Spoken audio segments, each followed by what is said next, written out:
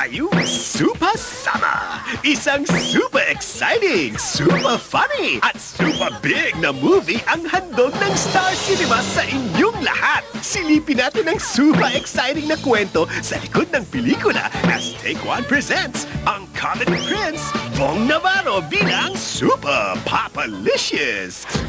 Ito si Adonis, ang ating hero. Wala pang alas 12, nagbagsak presyo ka na. Magkano kinita mo? 5 piso. Excited ako kasi parang ito yung gusto ko eh. Ito yung magpapatawa ko. Then first time ko makakasama si Makisig.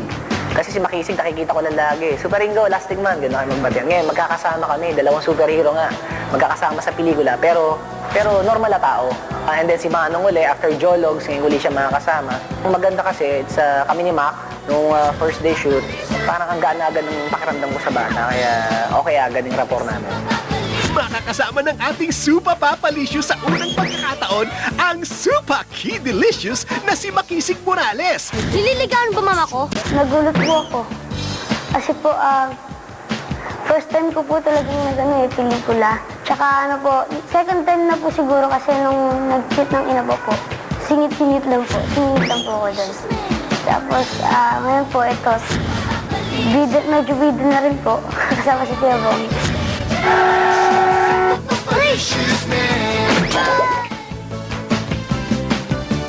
Bong is a good actor. Ang mahirap dun kasi like a character na dapat magpatawa din siya. Not as Bong Navarro, but as that character. So, mahirap for Bong Navarro yan. So, dapat may ibang level sa ano siya yun.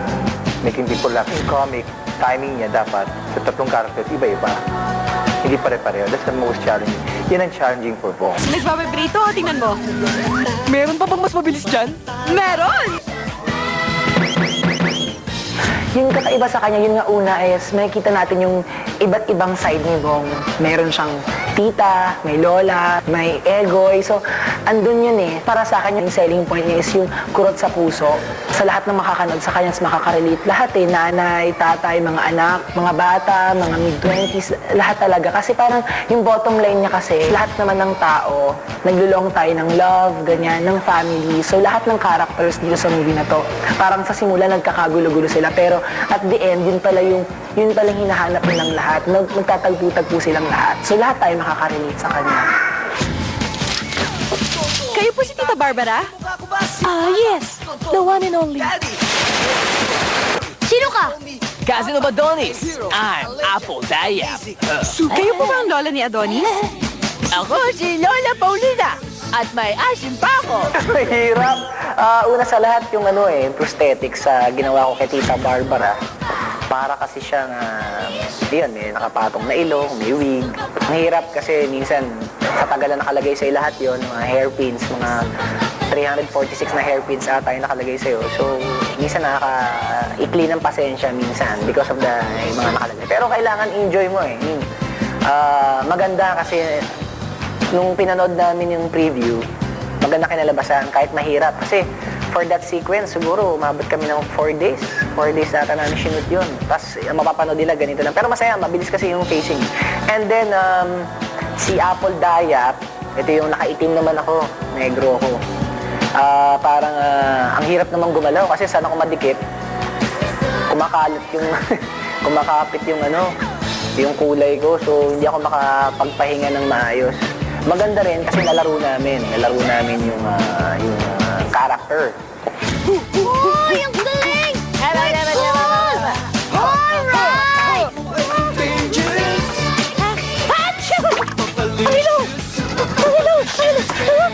Yung pinakahuli si Lola Paulina. Ang maganda sa kanya kasi, syempre Lola siya, pero makikita nila dito, nakakaibang Lola to. I mean, sumasayaw, nagbe-breakdance. So, papakita niya kay Ato, si Mac, na ibang klase akong Lola. In terms of looks naman, actually we came up with the designs tapos parang na-revise parang 4 times namin na-revise yon. So, before we came up with that makeup test and yung final look, ang dami pang process na ginawa namin. Wait lang, manok! Mapaborito mo! Coming into this project, para sa akin, para siyang cartoon na nabuhay. Instead na yung look niya parang cartoon look, pero totoong tao yung mga tumatao. So you have si Bong Navarro, you have Pokwang, Tapos sila Max, si Valerie, na first time niyang mag-tengkoy ng ganyan. Parang nakakatuwang tignan na, and if you can see the sets, the way we designed it, and the way we lit it, talagang ine-enhance lahat ng kulay, lahat ng fun aspect ng pelikula, na mas mukha tuloy siyang cartoonish, and yet, totoong tao sila lahat. So, nakakatuwa siya that way.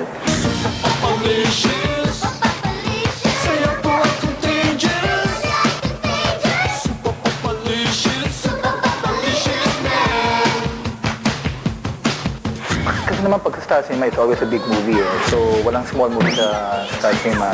They always give it the full attention, di ba? So, what's so special about the movie is because it's my first comedy movie na mahirap gawin, di ba? But hindi siya mahirap because of the genre. But madali siya because si Makisig Morales at si Bong Navarro, dati ko nakakatrabaho. Yung relationship namin, I didn't establish that eh. It's just a movie lang talaga, comedy. At sa unang pagkataon, happy din si Supa Papalicious sa mga nakasama niya sa movie. Ang super funny lady na si Pokwang at ang super sexylicious na si Valerie Concepcion. Okay na ba sa inyo yung pamilya ko ni Atong? So far, basta mangako ka na hindi ka magsisinungaling sa akin. I play the role of Makisig's mom. Hikay siya dahil parang sexy siya manamit. Maraming mga binibenta-benta sa mga office mates niya, ganyan. Pero when it comes to being a mother, sobrang sincere siya sa pagiging mom niya kay Makisig. Sinuggest ko si Val. Actually, gusto talaga namin si Val kasi masyadong mahirap yung character na single mom, then meron kang anak na 10 years old. So, ang talagang pinakabagay is Val. Hindi naman dahil sa meron siyang baby, pero kasi yung character, it's a sexy, maganda, na hot mama. I mean, aminin man natin yung hot mama talaga si Val. And then, kaya siya talaga yung pasok na pasok. May kissing scene kami. Oh, bakit naman hindi? Wong to, Papa Wong, Papa Licious. Pero sabihin mo sa kanya kung anong kondisyon ng mga naliligaw sa'yo. Ano ba yung mga kondisyon na yan? Una, dapat guwapo. At dapat ka-vibes ko. Best friend! At higit sa lahat, dapat galing ka sa malaking pamilya. Dahil gusto ng mama ko ng one big happy family. Pangatlo namin ni Bong Navarro. Ako si Nimba. Ako yung pinakatumayong nanay sa grupo namin. Kasi lumaki kami sa bahay ampunan nila Bong. Ako yung tumayong talagang ate, nanay, tiyahin, lahat sa grupo. You put 1 plus 1 plus 1, you come up with a good ano. Minsan, mga crew, nagdadagdag din. Di ba, narinig mo, the best you just listen to them eh. Di ba? Kasi hindi lang ang comedy kasi ang film is not just na sa akin. Dapat makinig ko sa ibang tao because yun ang nagpapatawan sa kanila, di ba? What is funny to me might not be funny to other people. Supa sa comedy! Supa sa galing ng gimmicks! Balakang ko. At supa din sa values na matututunan ng mga kids! Salamat Tito Adonis ha. Kahit isang araw, naging daddy kita. Baby! Kahit hindi kami magkatuluyan ng mami mo, pwede mo pa rin akong tawaging daddy. Mga mami, mga daddy, panoorin niyo po ang Super Papalicious. Buong family po, talaga sobrang matatawa po kayo. March 22 na po, Supa Papalicious under Star Cinema. Kasama ko po dito sila Valerie, si Makisig, si Pokwang, si Mura na napakatangkad na tao, at si Empoy nandyan din po, si Baron at marami pang iba. Siyempre directed by Manong Gilbert Perez under Star Cinema. March 22 po, kaya abangan niyo po, manood po kayo. Maraming po salamat. Gusto mo bang maging cool? Yes! Cool! Supa Papalicious! Kulit mo? March 22 na!